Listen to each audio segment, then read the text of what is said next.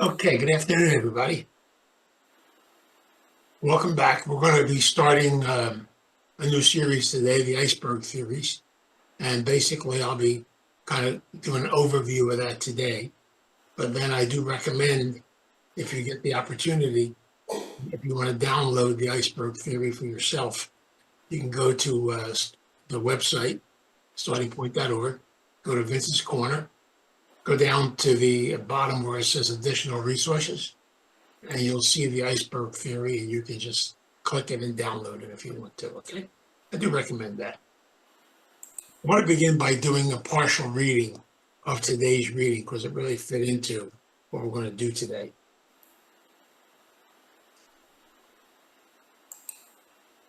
We can go forward with our life and recoveries, even though someone we love is not yet recovering.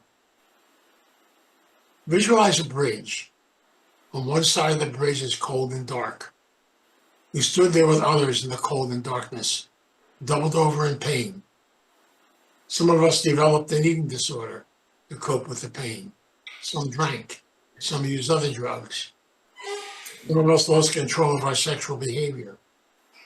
Some of us obsessively focused on addicted people's pain and distract us from our own pain. Many of us did both. We developed an addictive behavior and distracted ourselves by focusing on other addicted people. We did not know there was a bridge. We thought we were trapped on a cliff. Then some of us got lucky. Our eyes opened by the grace of God because it was time. We saw the bridge. People told us what was on the other side of the bridge: warmth, light, and healing from our pain. We could barely glimpse or imagine this. We decided to start the trek across the bridge anyway. We tried to convince the people around us on the cliff that there was a bridge to a better place. But of course, they weren't ready to listen. They couldn't see it. They couldn't believe. They were not ready for the journey.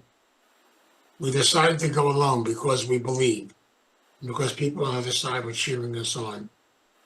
The closer we got to the other side, the more we could see and feel what had been promised was real.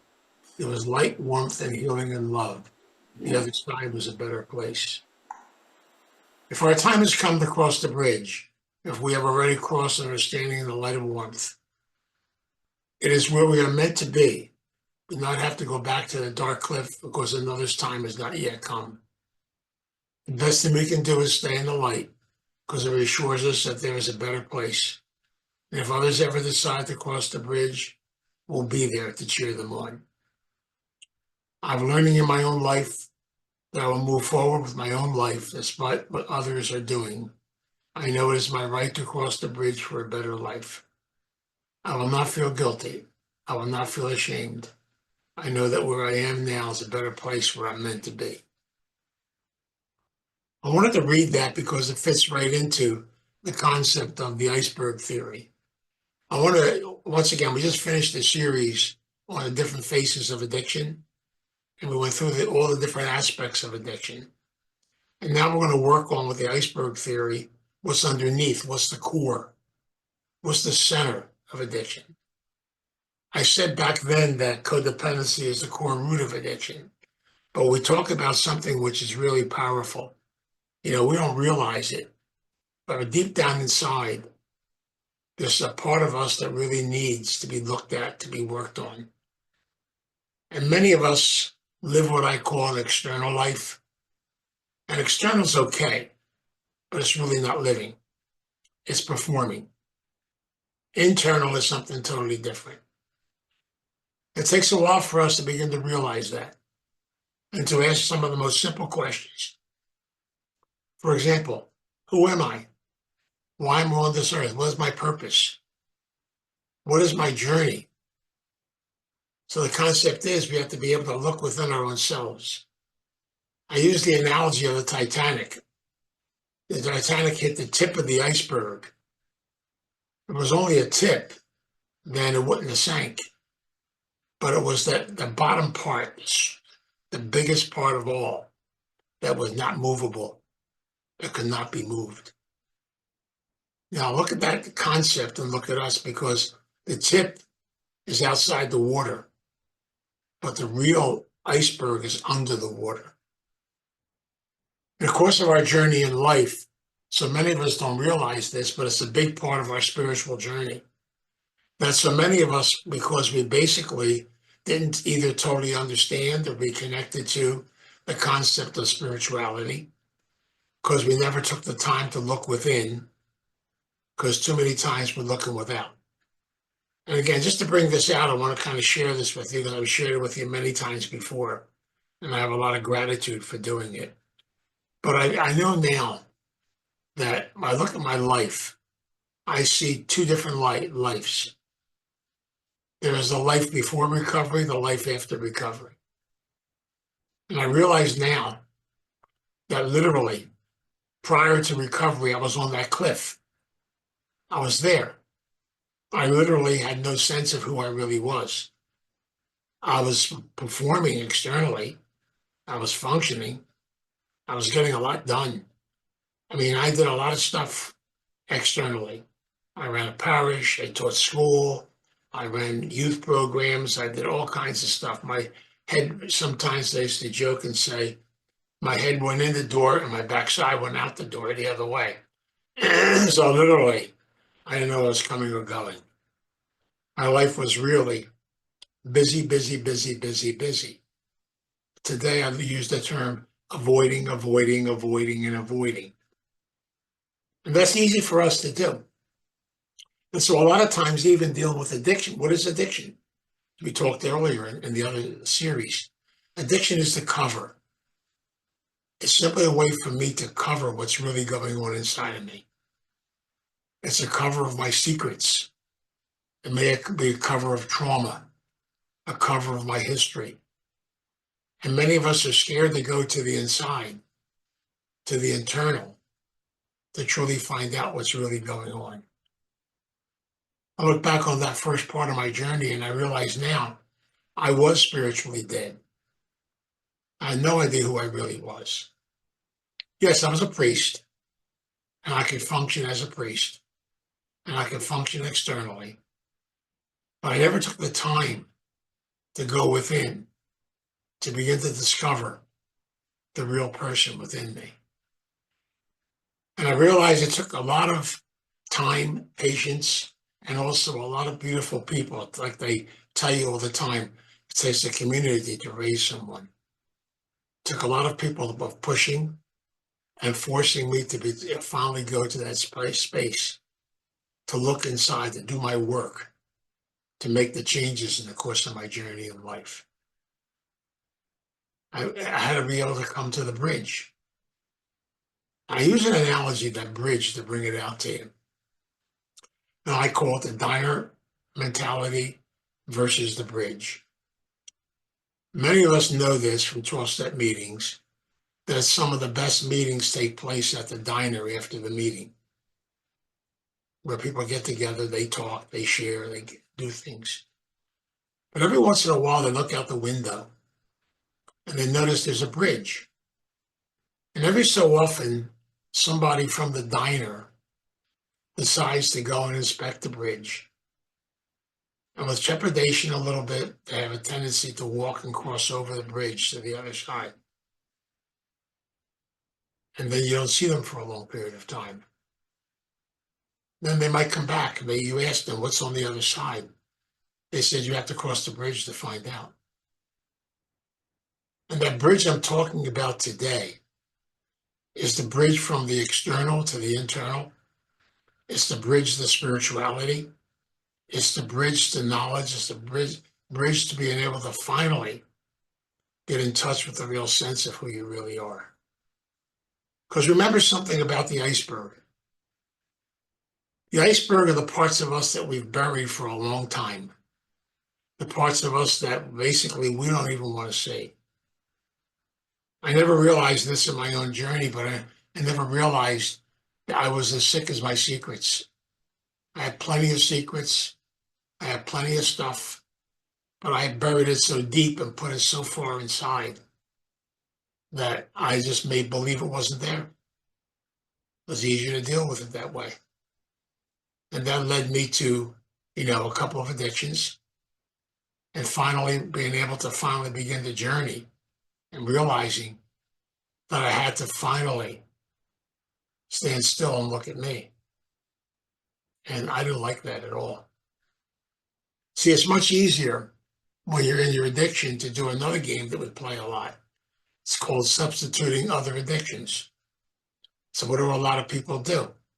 They go from drugs and alcohol. They might go to an eating disorder. They might go to gambling, to sex, all different types of things. It's like running the gauntlet because I really don't want to stand still and look in the mirror and look at me and work on me.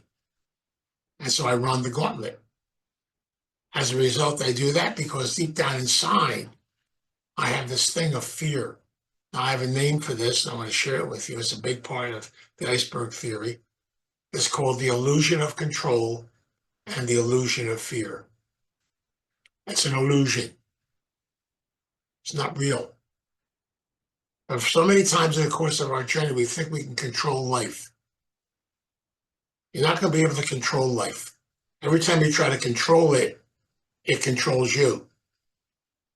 And that's why so many of us are scared to go to the core, to the center, to the inside. And yet, I got to tell you this, you can't go there too quickly. It's called transition and change. It's the concept of facing the shame, facing behaviors, begin to look at behaviors. It's not easy to do that. But we look at the process of this and we realize it's time for me to do my work. It's time for me to be able to go deep inside and go on the journey. Now, is that something magical? No. It's hard work. It's investment. It's time. It means investing in yourself as a person.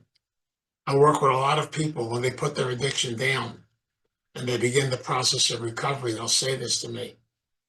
It's almost like I'm being born all over again. I have no idea how to function. I don't know what to do with my feelings. And that's why we need a support system and people around us to help us through this process of change, this process of new growth, this process of discovery. We try to do it by ourselves. It's much easier to fall back into the old patterns, the patterns of blame, the patterns of avoidance, the patterns of running away from people that confront us and make us look at things and deal with stuff. We get scared. And so we get this illusion that we really think we're in control when we're not in control. The illusion of fear. I have fear I'm going to get found out. Fear somebody will discover who I am. Fear that I'll never really get to know who I am as a person. Now, if I try to do that by myself, then I will play a game. It's called intellectual recovery. It's a new phrase I coined, which means I try to figure the whole thing out up here. I can analyze it. I can figure it out. I can find my own solutions. When really in reality, what am I doing? I'm avoiding having to truly look at things and be able to have other people help me in that process. I have a lot of gratitude today for a very beautiful therapist, some very beautiful sponsors that work with me with a lot of patience.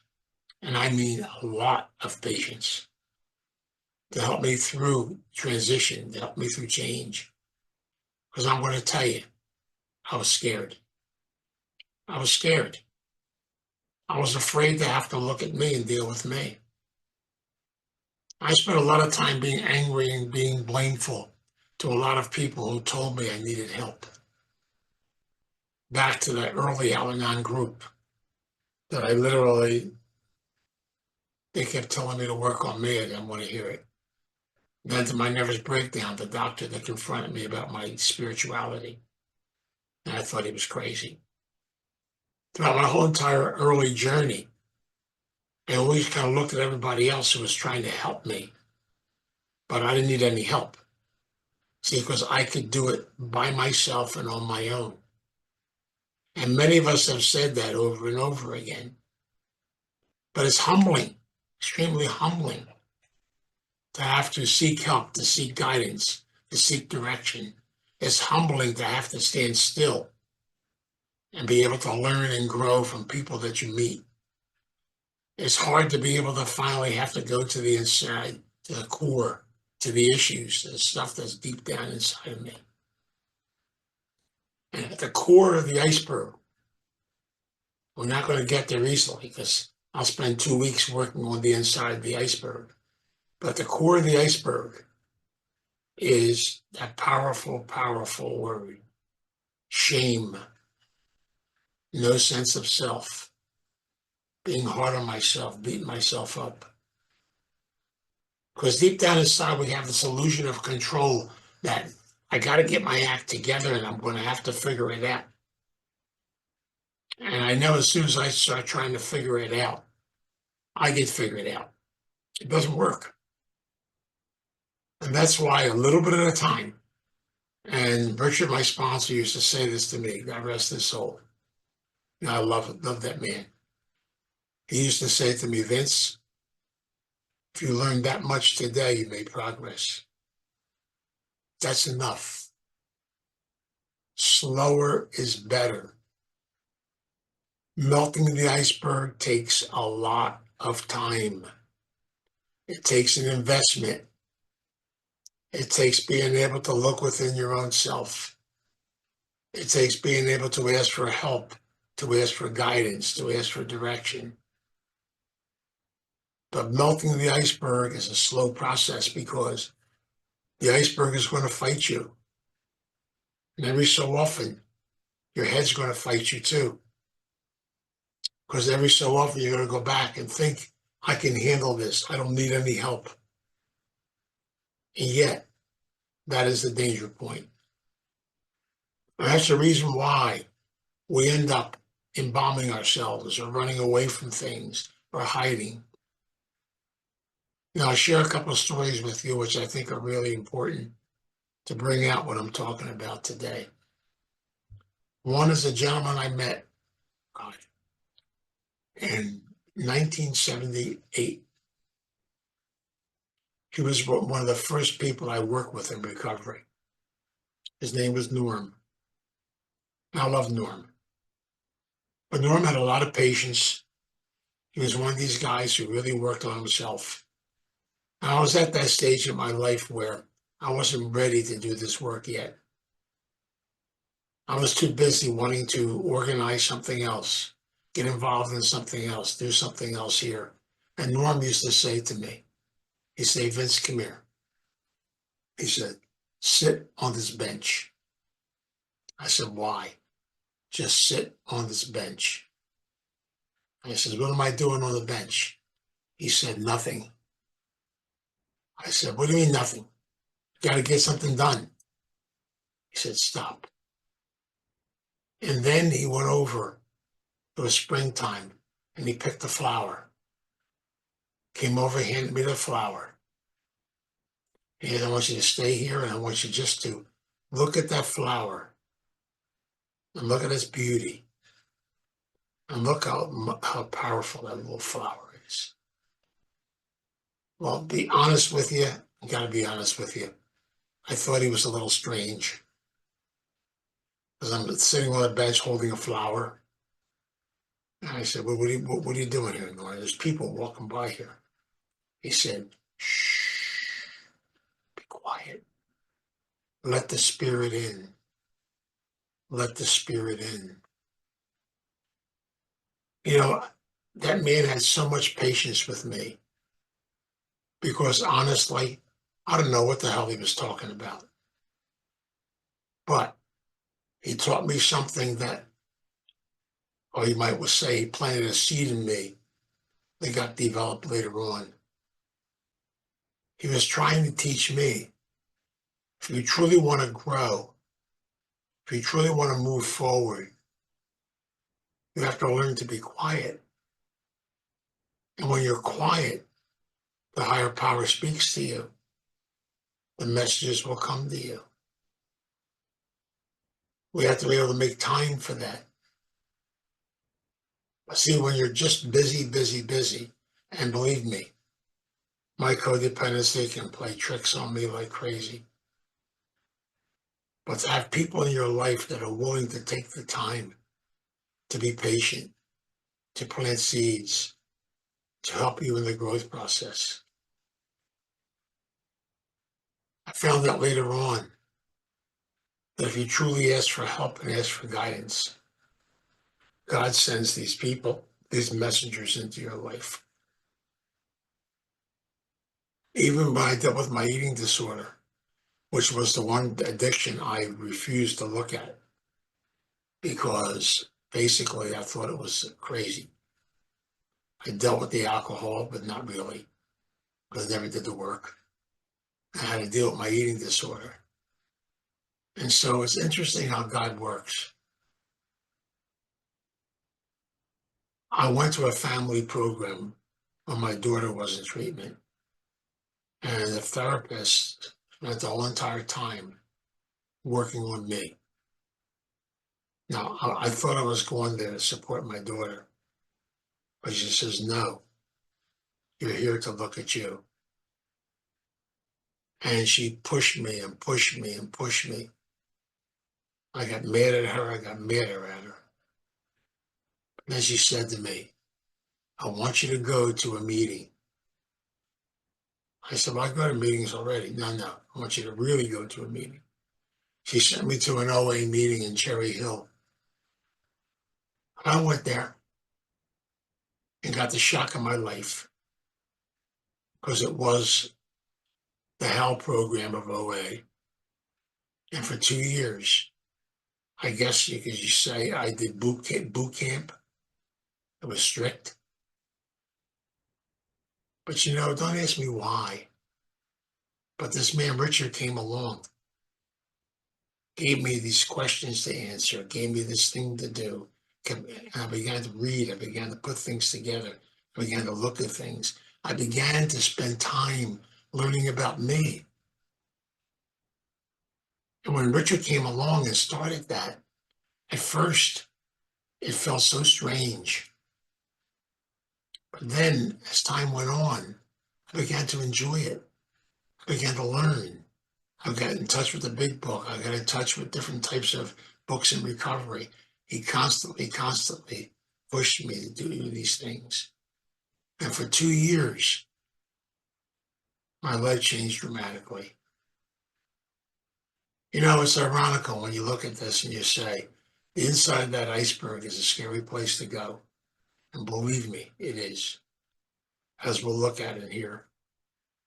But once you start going inside and just work on one thing at a time, learn something new, just keep developing, And the bottom line is, you'll never be done.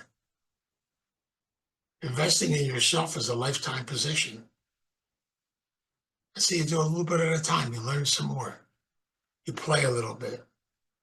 It snowed last night. Go do snow angels. Do whatever you want to do. Get out there. Some fresh air.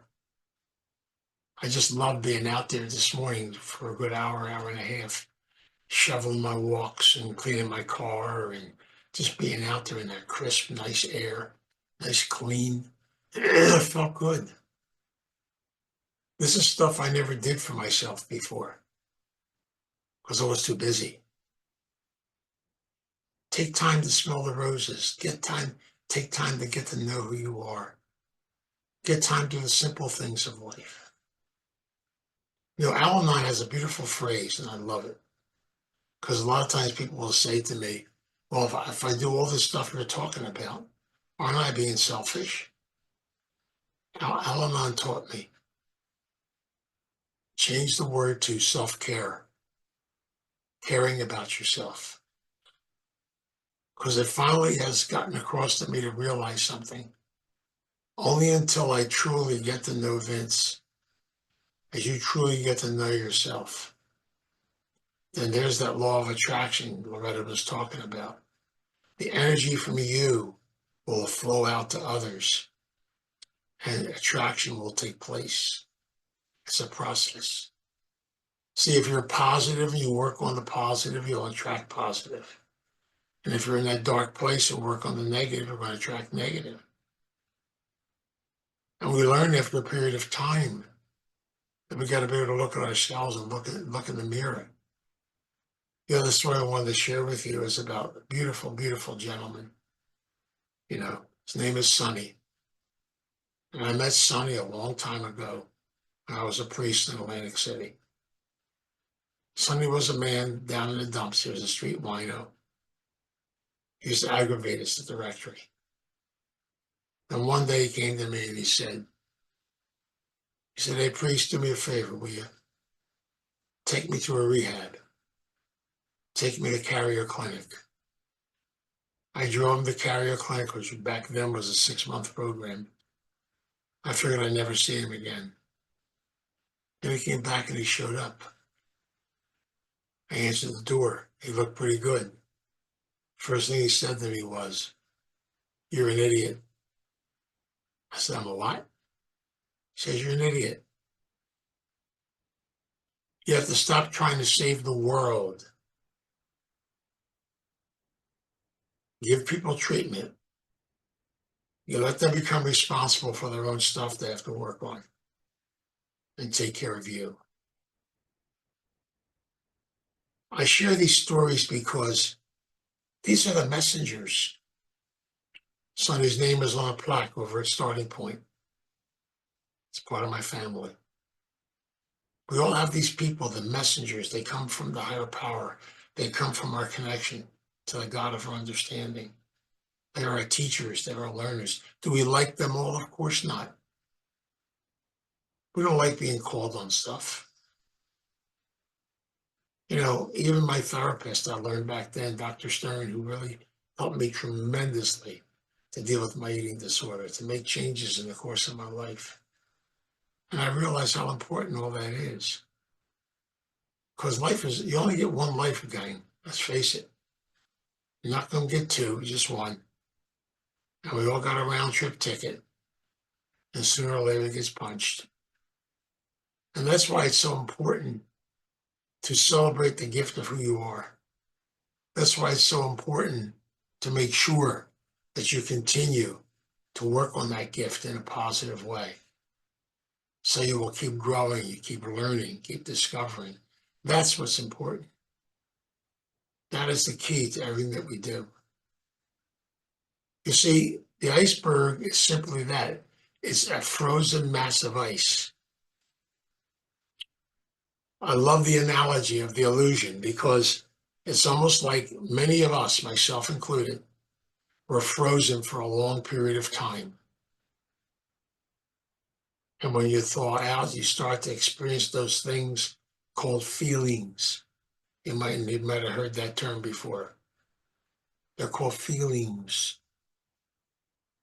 Are they scary? Yeah, especially when you first begin to experience them. But then after a period of time, you can look at them through the eyes of gratitude, through the eyes of learning, through the eyes of growing. This is a humbling program. I'll show you how the steps work later on, how we connect with all these, how we do our work. And to me, they're probably the greatest investment on the face of this earth. To take time just to search within your own self, but to break away from that illusion. Control and fear are what I call the cliff. That's where we get stuck. Fear can immobilize you. Control can do the same. And that's why it's so important to learn to let go, to learn to open up, to learn to experience others. And realize that growth is a beautiful process that takes place slowly and gradually, and sometimes painfully. Because as you melt that iceberg and discover things that's inside that iceberg, you might not like some of the things you're going to discover. You might not like stuff you've held in for a long period of time. You have to be able to do a lot of healing, a lot of learning, a lot of growing. It's almost as if sometimes deep down inside of me, I have all these little people running around trying to tell me to do things. And I have to quiet them. And then I have to listen to them. Because my spirit, the inside of me, is always talking. So give yourself permission today to begin to work on your own iceberg, to begin to melt it, to begin to get in touch with it, to begin to realize all these things and where they fit into your life. Well, I'll spend some time in the weeks to come going into the iceberg, looking at different issues that are connected to the iceberg, and seeing if they, and again, we can do our own inventory. What I do recommend, if you really want to get into this, you can download the iceberg theory. There's a diagram of the iceberg in there. And you can go to the inside of the iceberg and circle the things that you think really affects you strongly. And we'll deal with them, we'll work through them. Because melting the iceberg is powerful and beautiful, but painful, and it involves a tremendous amount of patience, a tremendous amount of help, guidance, and direction, and beautiful kinds of openness to change, openness to grow, openness to new things in the course of your journey. Always remember, growth means you're moving forward. You can't stand still. You're either going forward or you're going backwards. I don't want to go backwards. I want to go forward. So how much more do I have to learn? I don't know. I don't need to know. How much more do you have to learn? You don't need to know. Just take care of today. Take care of the present. Everything else will fall into place when it's supposed to. As they say in recovery, everything will happen in God's time, not in our time. It is not about fixing the world and saving the world. The world is the world. But it is about learning to take care of ourselves, learning to work on ourselves, which is really important. And so we ask God in prayer tonight, or today, to open our hearts and minds to begin to realize the beauty of who we are, to begin to open up our spirit, to be able to live in the spirit of God's love. So let us pray. God, we come before you in prayer. We ask the God of our understanding, our divine presence, to be our guide and be our strength. We ask you help us deep within to begin to get honest, to begin to learn. Teach us the humility of asking for guidance and direction. Teach us to realize that we need to be connected to others. Teach us the value of beauty of who we are as a person. Look within yourself and give yourself strength. God, please work with us, help us, guide us, lead us on a journey. And as long as we walk alongside of you, we'll be okay. We don't have to be scared. And we also have to realize that with help, guidance, and direction, we can let go of that illusion.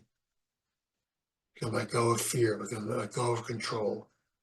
And just be able to live and celebrate.